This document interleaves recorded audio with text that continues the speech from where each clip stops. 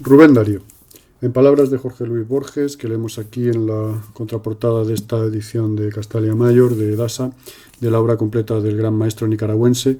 en palabras de Jorge Luis Borges, todo lo renovó Darío: la materia, el vocabulario, la métrica, la magia peculiar de ciertas palabras, la sensibilidad del poeta y de sus lectores. Y efectivamente, leyendo la poesía de Rubén Darío, uno aprende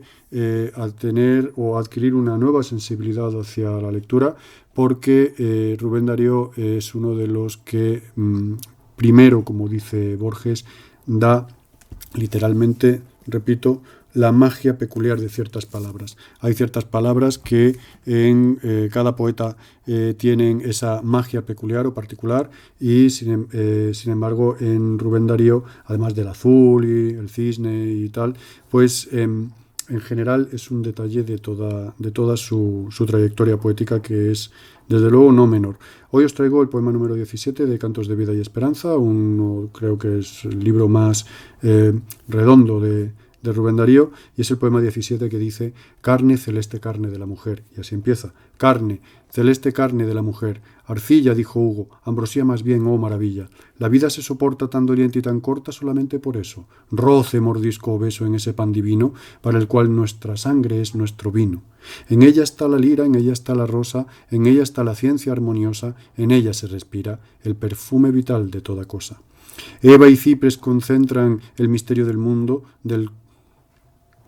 Eva y Cipris concentran el misterio del corazón del mundo. Cuando el áureo Pegaso en la victoria matinal se lanza con el mágico ritmo de su paso hacia la vida y hacia la esperanza, se alza la crin y las narices hincha, y sobre las montañas pone el casco sonoro y hacia la mar relincha, y el espacio se llena de un gran temblor de oro, es que ha visto desnuda a Anadiomena. Gloria, oh potente a quienes las sombras temen, que las más blancas tórtolas te inmolen, pues por ti la floresta está en el polen y el pensamiento en el sagrado semen. Gloria, oh sublime que eres la existencia por quien siempre hay futuros en el útero eterno. Tu boca sabe al fruto del árbol de la ciencia, y al torcer tus cabellos apagaste el infierno. Inútil es el grito de la legión cobarde del interés, inútil el progreso yanqui si te desdeña. Si el progreso es de fuego, por ti arde. Toda lucha del hombre va a tu beso, por ti se combate o se sueña, pues en ti existe primavera para el triste, labor gozosa para el fuerte,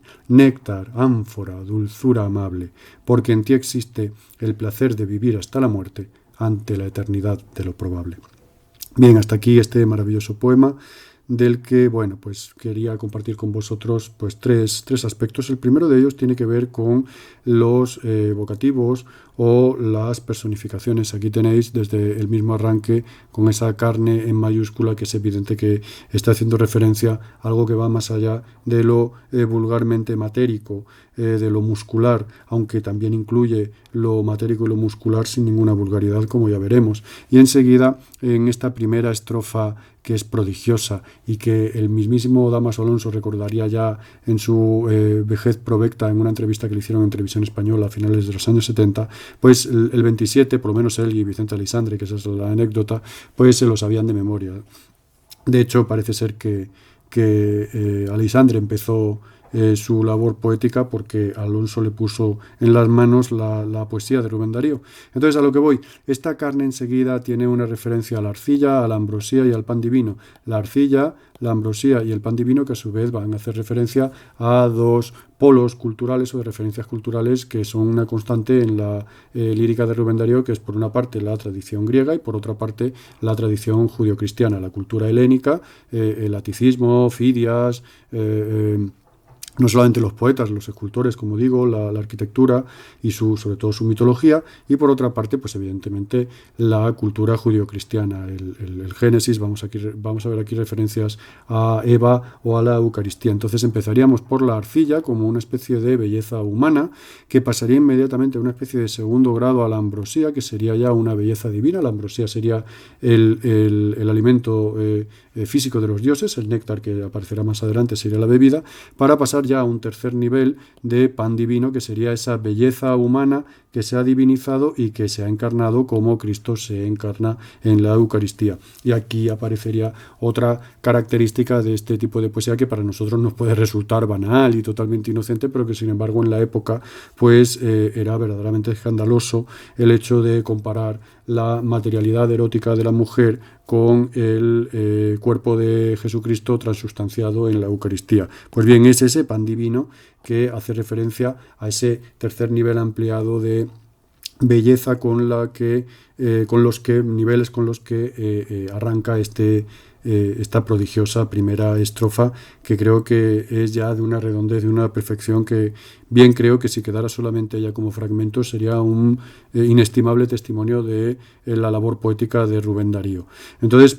primero, pues esto, lo que os digo, quisiera llamaros la atención sobre el hecho de que con estas palabras, arcilla, ambrosía, pan divino, pero también con otras como ciencia armoniosa, Eva y Cipris, Pegaso, que como vamos a ver va a ser la contrafigura de ese yanqui, otra como Anadiomena, potente, sublime, primavera o ánfora, pues van dando una especie de articulación paisajística al poema. Como ya os he dicho, la diferencia entre las obras literarias y las obras que están escritas pero no son literatura es en gran medida esa riqueza paisajística, es esa tensión que se va generando entre los distintos niveles lingüísticos y que van generando pues esa especie de, como os digo, de paisaje lingüístico que en general siempre suele estar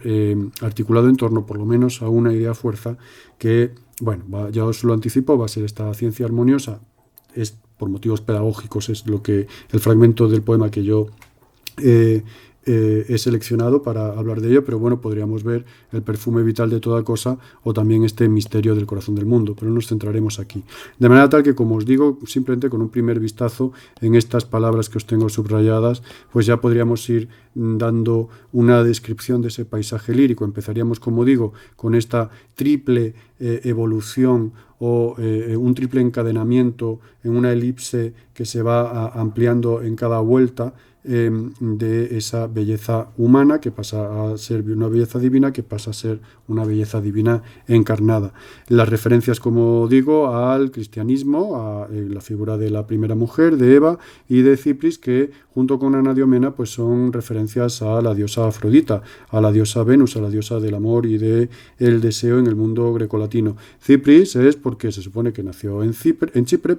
y Anadiomena, que significa literalmente, como os traigo aquí, nacida del mar. Por otra parte, tenemos los vocativos como potente y como sublime. Potente en la medida en que tiene o es capaz de una voluntad o de un poder que es sublime. Sublime me gusta interpretarlo a mí en un sentido... yo, como siempre os digo, hay que tener un poco de cuidado con los delirios y con la interpretosis, pero... yo creo que es muy pertinente, el propio Rubén lo viene a decir, que muy antiguo y muy moderno y muy siglo XVIII, llega a decir en un poema. Entonces, de este siglo XVIII no solamente la actitud aristocrática, que es lo que siempre se suele, a lo que siempre se suele hacer referencia, sino también a la filosofía que desde un punto de vista puramente lírico, pues también tiene una pertinencia en este poema. Entonces, lo sublime en el siglo XVIII, sobre todo, es aquellos aspectos de la naturaleza que están muy por encima del humano. Entonces, esta carne celeste de la mujer es potente y es sublime. Es potente porque posee una voluntad y un poder, y es sublime porque ese poder está muy por encima de lo humano. Sublimes son las montañas, los paisajes agrestes, las tormentas, los huracanes, los grandes desastres naturales. Lo sublime no tiene por qué coincidir con lo bonito. Lo bello es solamente el inicio de lo terrible, se diría más o menos por esta época, lo diría Rilke, si no recuerdo mal. Por otra parte, evidentemente se la llama a esa carne celeste primavera, como no podía ser de otra manera, yo creo que por motivos evidentes, y se la denomina también ánfora, es decir, una especie de receptáculo, también con un cierto matiz filosófico a la jorá platónica, al gran receptáculo cósmico que acepta la materialización de las distintas formas. Bien, entonces, como vemos, esta carne celeste de la mujer no va a ser simplemente una referencia erótica, que también es muy importante en el poema, sino que hay una profundidad o una altura, si se quiere, que para el caso es lo mismo, son sinónimos, en las referencias que sobrepasa desde luego el poema desde el punto de vista de un mero poema erótico, aunque de por sí, digo, es evidentemente la base de la composición, este erotismo. Este erotismo se puede ir viendo precisamente pues, por estas referencias al roce, mordisco o beso, esta carnalidad, este perfume vital de toda cosa, y sobre todo en este fragmento dedicado a Pegaso, al áureo Pegaso, que como digo va a ser la contrafigura del pragmatismo del Yankee. Entonces todos estos versos dedicados al áureo Pegaso, el ritmo de su paso, que alza la crin, hincha las narices, pone el casco sonoro, relincha, y el gran temblor de oro, yo creo que es evidente que también es una escala en los grados de excitación de la masculinidad que representa el áureo Pegaso, y es simplemente porque ha contemplado a Venus naciendo del mar. Entonces este Pegaso sería esa coparticipación desde el polo masculino, ese erotismo masculino de la carne celeste de la mujer. Otras referencias también creo que muy importantes y creo que pertinentes para hacernos una idea de la profundidad del poema se encuentran aquí en esta estrofa cuando se habla de por ti la floresta está en el polen y el pensamiento en el sagrado semen. Bien, este semen es una referencia no solamente a la semilla del dios, que si no recuerdo mal fue el tiempo Cronos que emascula al cielo, a Uranos, y entonces los testículos de Urano caen sobre el mar y de la espuma surge Anadiomena, surge la Venus nacida del mar, sino que este pensamiento sagrado del sagrado semen tiene que ver con lo que se llama en la tradición desde los estoicos los logoi espermaticoi o las raciones seminales, que serían como pequeñas unidades de fuerza, de racionalidad que van articulando el mundo. Todo esto dicho muy por encima, tampoco me quiero yo explayar en ello, pero creo que la referencia a estos logoi espermaticoi que articulan el mundo creo que es pertinente. Del mismo modo, estas referencias a la legión cobarde del interés y al inútil progreso del Yankee, que son una referencia al materialismo vulgar y al pragmatismo del supuesto progresismo capitalista de la época imperialista del capitalismo industrial, que fue lo que le tocó vivir a Rubén Darío a finales del 19 y principios del 20, sobre todo como miembro de un país víctima de esa consideración de patio trasero, ¿no? Del jardín de atrás que ha tenido siempre Latinoamérica para los Estados Unidos. Y también una referencia al filósofo presocrático Heráclito con este fuego arde, con esa lucha, con ese combate y con ese sueño que creo que pues, tiene mucho que ver con esa filosofía de el pantarrey o el todo fluye de Heráclito. Por último, los tres versos finales que confieso que a mí me dejan un poco extrañado. Yo creo que estos dos primeros, porque en ti existe el placer de vivir hasta la muerte, tienen que ver con una aceptación del destino ante la eternidad de lo probable, tiene que ver con una referencia a la esperanza, la sobreabundancia permanente de lo efímero. Cada unidad efímera, nosotros como individuos de lo existente, somos efímeros, somos contingentes, somos pasajeros, pero sin embargo formamos parte de un todo que está articulado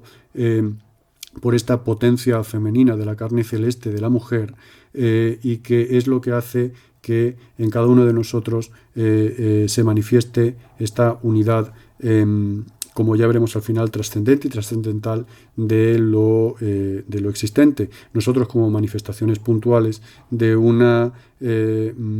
perfume vital o de un misterio del corazón del mundo, como hemos visto aquí, pues que es inagotable.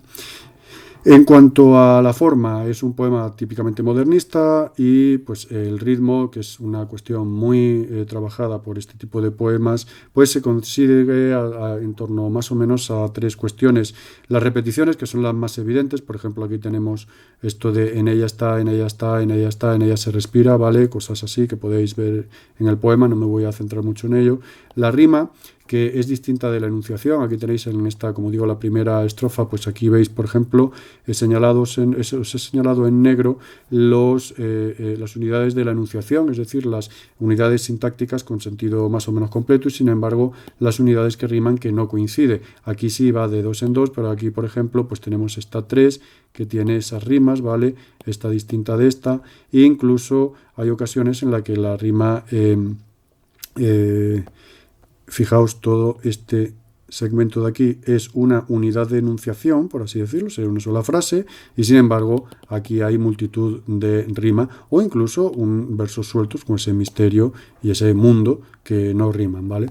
Eso en cuanto a las repeticiones y a la rima, pero lo que más me interesa es esta consecución del ritmo conforme a una serie de distribución de medidas y de acentos. En este caso tenemos versos que tienden al alejandrino, son versos de 14 sílabas, y los acentos se distribuyen no de cualquier manera. Hay sílabas prohibidas. Tenemos, por ejemplo, en este esquema general que yo os traigo aquí, tenemos estos versos de 14 sílabas que están organizados en torno a dos mitades con pausas. 7 versos, un hemistiquio, otro hemistiquio y una cesura en medio. Pues bien, hay una serie de una serie de sílabas, las quintas y las séptimas, que están prohibidas. En ellas nunca suele caer un acento entonativo fuerte, y sin embargo se demuestra una tendencia al dáctilo, que es un metro greco-romano muy utilizado en la cultura antigua, pues yo que sé, toda la Neida está escrita en hexámetros dactílicos, y como ocurre en varios poemas en Rubén Darío, pues sí hay una cierta tendencia al dáctilo y a la imitación de esos ritmos latinos en moldes romances, porque nosotros no tenemos sílabas largas y breves. Aquí tendríamos entonces carne, celeste, carne. Esta sería un esquema dactílico muy claro. Dijo, Hugo, Ambrosía. También sería otro ejemplo de este ritmo que imita a lo latino y que, en mi opinión, une la lírica de Rubén Darío. La raíz más lejana que yo creo que con pertinencia se podría señalar es Juan de Mena en el siglo XV con el laberinto de Fortuna. Y pasamos ya bien a lo que yo creo que es la idea fuerte, la idea fuerza de este texto, que sería esta ciencia armoniosa de la carne celeste. Esta carne celeste, como veis, parece que es una especie de contraposición o de sin sentido, en el que paradójicamente se unen dos cosas, lo carnal y lo celeste. Ya en el siglo XX tendríamos otros ejemplos prodigiosos como el Pandémica y Celeste de Jaime Gil de Viedma, pero por centrarnos y no despistarnos, esta consideración de la mujer como carne celeste, que es una especie de aproximación lírica a una manera de ver el mundo que no es estrictamente científica, ni mucho menos, pero que sin embargo no está exenta de racionalidad, pues tiene sus propias raíces literarias en nuestra cultura. Y aquí os traigo 3 ejemplos. Creo que el antepasado de esa raíz histórica de esta carne celeste de Rubén Darío más lejano sería la domna de los trovadores, que va a evolucionar a la Belle Dame sans merci, a la mujer hermosa sin piedad. Esta domna de los trovadores va a pasar de la Provenza del siglo XI-XIII a Italia en la figura de la Donna Angelicata del Dolce Stil Novo y de Dante, y pasará finalmente al mundo germánico ya en el romanticismo como Das ewig Weibliche en Goethe, en el Fausto, lo eterno femenino, que como ya vimos se consideraba poco menos que un mal chiste en la maravillosa teoría King Kong de Virginie Despentes, que tenéis un vídeo por aquí, aunque aparentemente el propio poema lo dice, sus referencias serían los franceses de Víctor Hugo, ¿no?, y compañía, estos poetas decadentistas y eróticos que siempre se suelen poner como referencia, pero yo creo que la raíz de esta ciencia armoniosa es simplemente más profunda y mucho más fuerte, y Rubén Darío vendría a ser pues una especie así como de cuarto eslabón en la cadena, desde los viejos provenzales hasta el siglo XX, pasando por la Donna Angelicata y lo eterno femenino de Goethe. Esto sería en cuanto a lo de la carne celeste como una refundación de una tradición literaria en Occidente. En cuanto a lo de la ciencia armoniosa, yo creo que se refiere a que esta ciencia, que como os digo no está en el poema, este misterio del corazón del mundo no está en el poema, no se expresa en el poema, sino que el poema es más bien una aproximación a esa ciencia, es decir, que acerca el lenguaje a esa sabiduría. Se llama esa ciencia armoniosa porque se trata de una conjunción o superación de dualidades aparentemente antitéticas, por la materia y el espíritu, el cristianismo y el paganismo, la permanencia y la fugacidad que veíamos en la última estrofa, y entonces creo que para poder comprender, o por lo menos tal y como yo lo entiendo cabalmente, esta expresión de la carne celeste, no viene mal en absoluto hacer una nueva referencia al siglo XVIII a la diferencia entre lo trascendental y lo trascendente. Esta carne celeste es materia trascendental y materia trascendente. La diferencia entre trascendental y trascendente tiene que ver con la cualidad de esa experiencia que nosotros vivimos, de toda experiencia posible. Una experiencia es trascendental si se encuentra en toda experiencia posible, y una experiencia es trascendente, o una materia es trascendente, si se encuentra más allá de esa experiencia posible. Entonces, por ejemplo, el Dios judio-cristiano sería un Dios trascendente en la medida en que trasciende lo mundano, trasciende nuestra experiencia posible actual. Y sin embargo, nosotros mismos como fenómenos en el tiempo y en el espacio, pues seríamos materias trascendentales, porque estaríamos o tenemos características que se pueden encontrar en toda experiencia posible. Esto viene evidentemente de Kant, no me lo estoy inventando yo. Entonces lo trascendental es trascendental porque sucede en un tiempo y en un espacio, unas intuiciones puras a priori, y comparten una serie de características que Kant llama categorías, pues todas cumplen cumplen las categorías de cantidad, de cualidad, de relación y de modo, y entonces eso les permite formar parte de la experiencia posible. Pues bien, esta carne celeste de Rubén Darío, insisto, es algo que permea todo lo existente a la vez que lo atraviesa, que se aleja de ellos y que puede estar independiente de los avatares. De ahí el alto grado de idealización, desde luego, claro que sí, pero sin perder de vista el rumor adolescente del deseo más puro, incluso inocente, que alienta en el poema, sobre todo en la figura de Pegaso. Bien, pues esta sería más o menos mi lectura del poema, lo que yo quería compartir con vosotros, y como un posible trabajo de alumno, pues está bien que esta estrofa, la que empieza por gloria o sublime y termina apagaste el infierno, pues que hicieseis un comentario con respecto a lo que yo os acabo de decir, pues en estos 4 versos del poema. Bien, leed a Rubén Darío, aprended una nueva sensibilidad con respecto a la poesía, como decía el maravilloso Jorge Luis Borges, que Darío lo enseña de una manera impagable. Y como siempre, mis niños, amor y poesía cada día. Adiós.